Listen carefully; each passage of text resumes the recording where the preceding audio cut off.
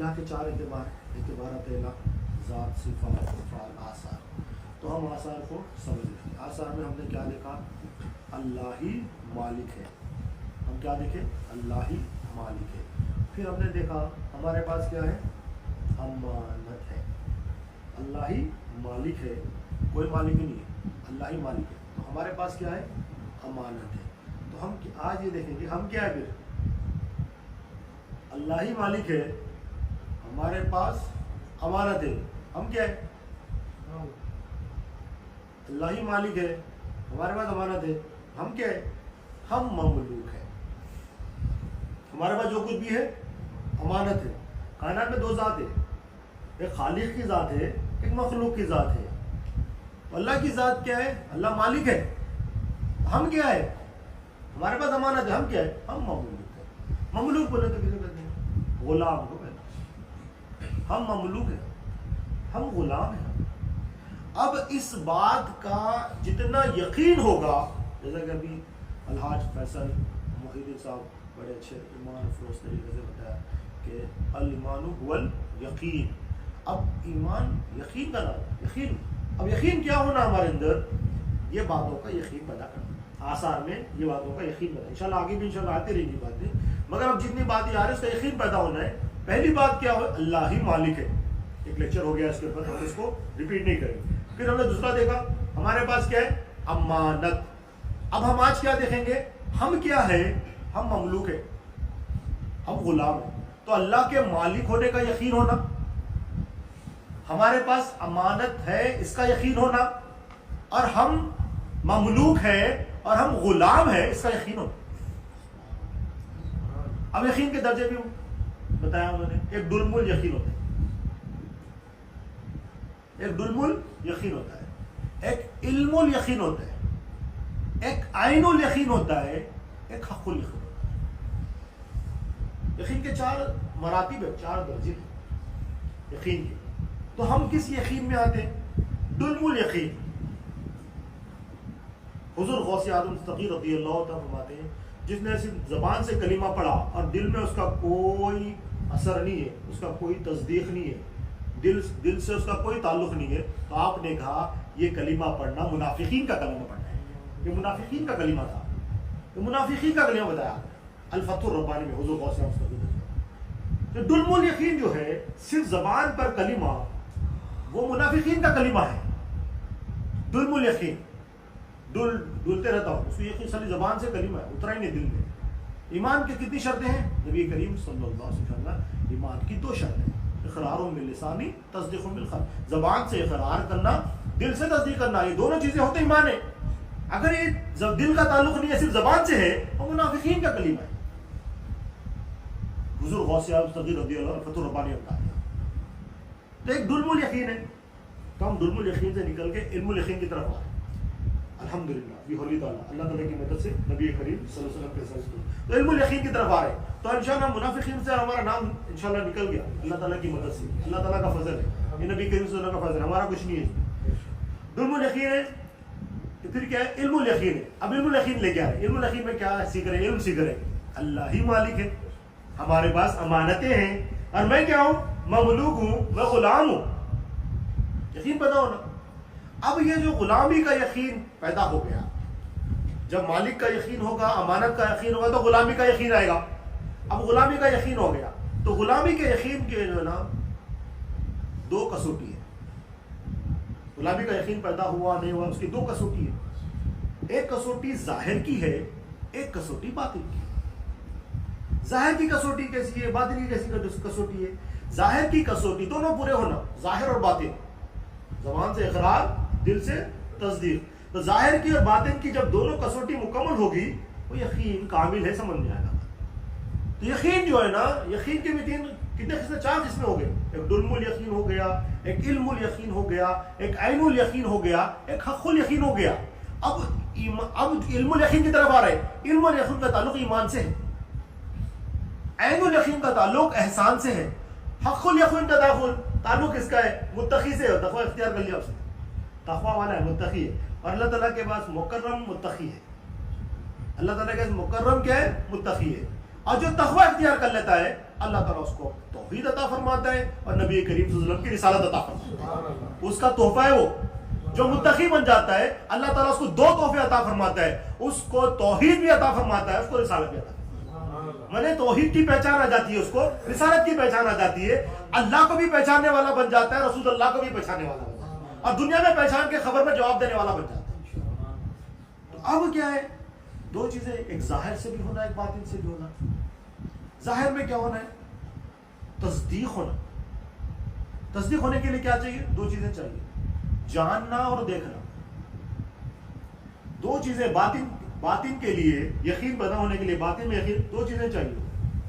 ایک جاننا اس کے بارے میں, اور جیسا جانا ہے جیسا جانا ہے اس جاننے کے تحت دیکھنا. جو جانا اس کو دیکھ لینا, جو جانا اس کو دیکھ لیا, باطن کا کام ہو گیا, یعنی تصدیق ہو گئی. یہ کس کے لیے, یقین ہے نہیں ہے, دو کسوٹی ہے. اب ظاہر کیسا ہوگا, جو غلام ہے جو مملوک ہے اس کی کوئی مرضی نہیں ہوتی. ظاہر, اب اس کا ظاہر دیکھو کیسا ہوتا, اس کی مرضی نہیں رہتی, کوئی غلام کی مرضی نہیں رہتی. پہلے کے زمانے میں غلام تھے, غلاموں کی زندگی ہم نے سنی ہوئی ہے, پتہ ہے, ہم نے کوئی نالج ہے اس بارے میں. غلام کی اپنی کوئی زندگی نہیں ہوتی.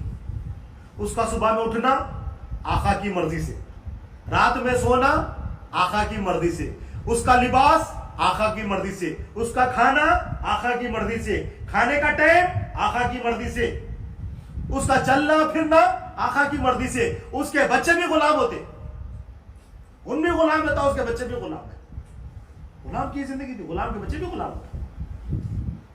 تو ہم کس کے غلام ہیں, ہم کسی مخلوق کے غلام نہیں ہیں, ہم اللہ کے غلام ہیں. ہم اللہ کے غلام ہیں. اللہ کی مرضی کیا ہے, اللہ کی مرضی دین ہے.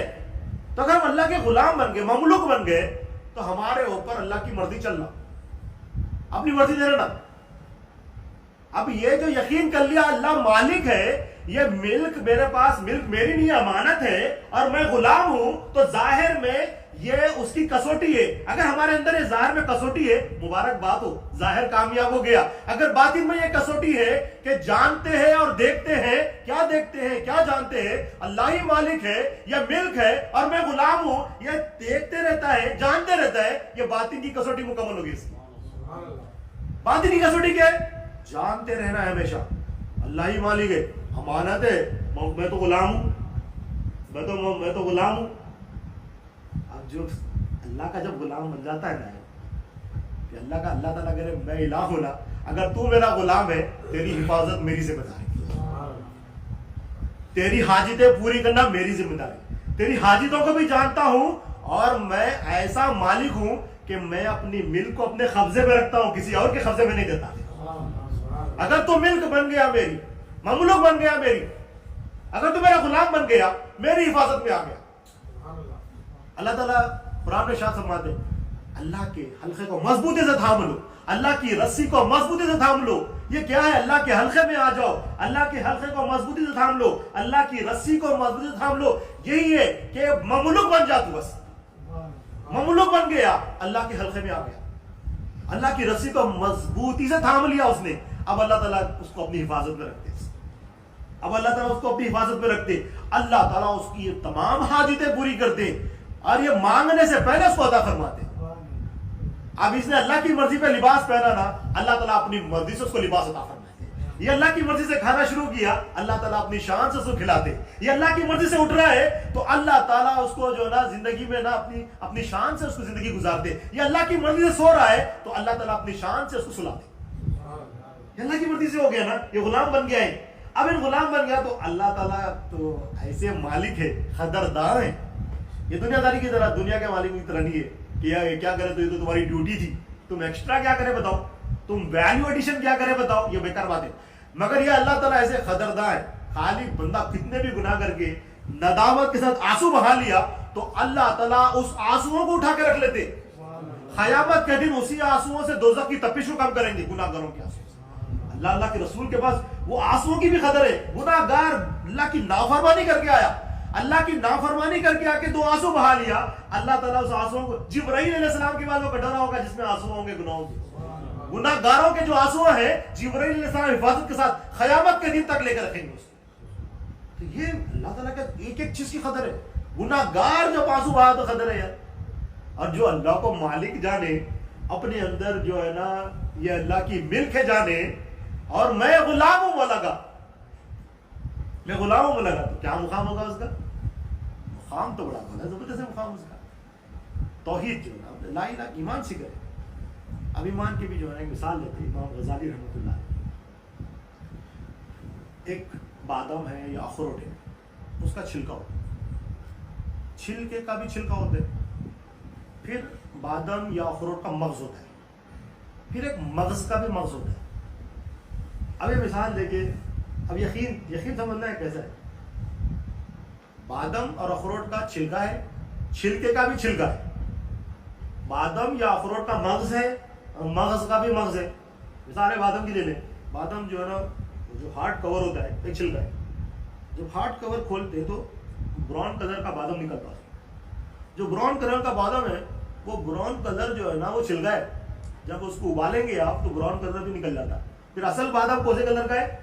व्हाइट कलर का है। दो छिलके हो गए, एक हार्ड कवर है उसका और एक अंदर ब्राउन कवर है जो बादाम से लगा हुआ है। तो जो छिलके का छिलका है ना वो मक्स से चिपका हुआ होता है। छिलके का छिलका क्या है? वो मक्स से चिपका हुआ होता है। मक्स से उसको निकालने के लिए गर्म करना पड़ता है, आसानी से नहीं निकलता हूँ, चिपका हुआ था मक्स के साथ। जो ऊपर का छिलका है वो दूर रहता मक्स से, मगर अंदर का छिलका है मक्स के साथ चिपका हुआ है। फिर बादाम में मक्स है, वो मक्स का मक्स क्या है? बादाम का तेल। बादाम मक्स हो गया, बादाम का तेल क्या है? मगज का मक्स हो गया। तो अब हमारा यकीन कैसा है? छिलके का है या छिलके के छिलके का है? अगर छिलके के छिलके का है तो मुबारक हो, मक्स के साथ चिपका हुआ है, सब पता ही नहीं चलता कि ये मगज है या छिलका है। इतना क्लोज है। छिलके का छिलका कितना क्लोज है मगज के साथ कि पता ही नहीं चलता कि मगज क्या है छिलका क्या है। जानने वाले जानते हैं, लोग अभी तक कोई लोग जाने भी नहीं, कई लोग, कि भाई बादाम जो है ना असल कलर उसका सफेद है। कई लोगों को नहीं पता, कई बहुत लोगों को पता भी है, कई लोगों को नहीं पता। तो इतना क्लोज है कि किसी को कोई जानता भी नहीं कि छिलका है, वो बादाम के साथ लगा हुआ है। तो जो इल्मुल यकीन है वो ऐसा होता कि जानते ही नहीं है कि ये ऐनुल यकीन वाला है या इल्मुल यकीन वाला है। इल्मुल यकीन वाले का मुकाम हो जाता, छिलका है अलग है, मगर छिलका किसका है? मगज का छिलका है, मगज का छिलका है। तो इल्मुल यकीन का ये मुकाम हो जाता है, वो मगज के साथ लगा हुआ है। वो मगज क्या है? वो एहसान है। अब एहसान मगज का मगज क्या है? वो हक़ुल यकीन है। एक दुल्मुल यकीन है, एक इल्मुल यकीन है, एक ऐनुल यकीन है, एक हक़ुल यकीन। तो मिसाल समझने के लिए तो हमारे अंदर भी हम देखें हम कहां पर ठहरेंगे। हमारा बातिन का कसौटी भी देख लिया हमने कि बातिन की कसौटी क्या है? जानना और देखना। जानना और देखना, क्या जानना है? जो आसार की तौहीद देख रहे हैं, अल्लाह ही मालिक है, अल्लाह ही मालिक है, जानना है। हमारे पास क्या है? अमानत है, और मैं क्या हूं? गुलाम। अब उसका जाहिर क्या है? गुलाम की कोई मर्जी नहीं होती, उसकी मर्जी से ना उठता ना खाता, उसकी मर्जी से लिबास भी नहीं करता, उसकी मर्जी होती ही नहीं है। सब कुछ किसकी मर्जी होती है? आका की मर्जी। जो खिलाया खा लेगा, जहां रखा रह लेगा, जो पहनाया पहन लेगा, जब उठो बोला उठेगा, जब सो जाओ बोले सो जाएगा, जहां चलो बोले वहां चलेगा। अब उसके बाद जो आका है, जो मालिक है, वो क्या करेगा? उसको अपनी हिफाजत में रखेगा, खास है, अपनी हिफाजत में रखेगा, उसकी हर हाजित को पूरी करेगा, मांगने पे भी पूरी करेगा, नहीं मांगने पे भी पूरी करेगा। वो मालिक जानता है क्या जरूरत है, कि नहीं भी मांगेगा तो वो जो ऐसा मालिक है अल्लाह ताला हमारा, कि वो जो ना नहीं मांगने पे भी अता करेगा। इन ममलूक बनना है, अब इसको समझना है अपने को। तो आज हम जो है ना हकीकत में गुलाम कैसा होता है, हकीकत में ममलूक कैसा होता है, अगर हम देखना है तो हम इधर उधर की मिसालें तो देख रहे हैं, मगर सहाबा की जिंदगी से देखेंगे। तो सहाबा की जिंदगी से जिसको देख रहे हैं, अंबिया अलैहिस्सलाम के बाद जिनका मुकाम है, हजरत अबू बकर सिद्दीक रजी अल्लाह तआला, अमीरुल मोमिनीन हजरत अबू बकर सिद्दीक रजी अल्लाह तआला के कुछ वाक़ियात रखे। गुलामी किसे कहते हैं? अब गुलामी किसकी करना है? अल्लाह ताला का निज़ाम, जो मेरे को मालिक जानता है, अपने पास अमानत जानता है, तो अल्लाह ताला कह रहे हैं अब तूने ला इलाहा इल्लल्लाह की जो है ना तस्दीक हो गई, अब गुलामी करना है। गुलामी अल्लाह ताला को देखा ही नहीं, غلامی کیسے کرے گا؟ ارے میرے نبی کی غلامی کر. جس نے میرے نبی کی غلامی کی اس نے میری غلامی کی. جس نے میرے نبی کا حکم مانا اس نے میرا حکم مانا. جس نے میرے نبی کا ذکر کیا اس نے میرا ذکر کیا. جس نے میرے نبی کی فرما برداری کی اس نے میری فرما برداری کی. اور جس نے میرے نبی کی نافرمانی کی وہ اس نے اپنے آپ پہ ظلم کیا. وہ ظالم اپنے آپ پہ ظلم ہے, ظلم کرنے والا ہے, اپنے آپ پہ ظلم کرنے والا ہے. میرا نقصان ہوگا نا میرے حبیب کا نقصان ہوگا. تو اب غلامی کیا ہے؟ نبی کریم صلی اللہ علیہ وسلم کی غلامی کرنا. نبی کریم صلی اللہ علیہ وسلم کی غلامی اللہ تعالیٰ کی غلامی ہے. تو ظاہر جو ہے نا, ظاہر اور باطن میں نا بڑا فلسفہ ہے. آج حضرت ابو بکر صدیق رضی اللہ عنہ کی سیرت مبارکہ سے ہم آثار کی توحید کو سمجھ رہے ہیں. اللہ ہی مالک ہے, ہمارے پاس کیا ہے؟ امانت ہے, اور ہم کیا ہے؟ مملوک ہے, غلام ہے. ایک ہماری ذات ہے نا, تو ہماری ذات کیا ہے؟ جس نے اپنے آپ کو پہچانا اس نے اپنے رب کو پہچانا. میرا رب مالک ہے, میں غلام ہوں. اب غلامی کس کی کرنے کا حکم دیا اللہ تعالیٰ؟ نبی کریم صلی اللہ علیہ وسلم. غلام بن کے بتانا ہے نبی کریم صلی اللہ علیہ وسلم. مگر یہ ایسے غلام ہوتے ہیں, یہ اماموں کے امام ہوتے ہیں. جو نبی کے غلام ہو جاتے ہیں وہ اماموں کے امام ہو جاتے ہیں. جو نبی کے غلام ہو جاتے ہیں وہ بادشاہوں کے بھی امام ہو جاتے ہیں. تو یہ غلامی بڑی امپورٹنٹ ہے. یہ کسی اور کی غلامی کرنا الگ بات ہے, اللہ تعالیٰ کی غلامی کرنا. اللہ تعالیٰ کی غلامی کیا ہے؟ نبی کی غلامی کرنا, اللہ کی غلامی.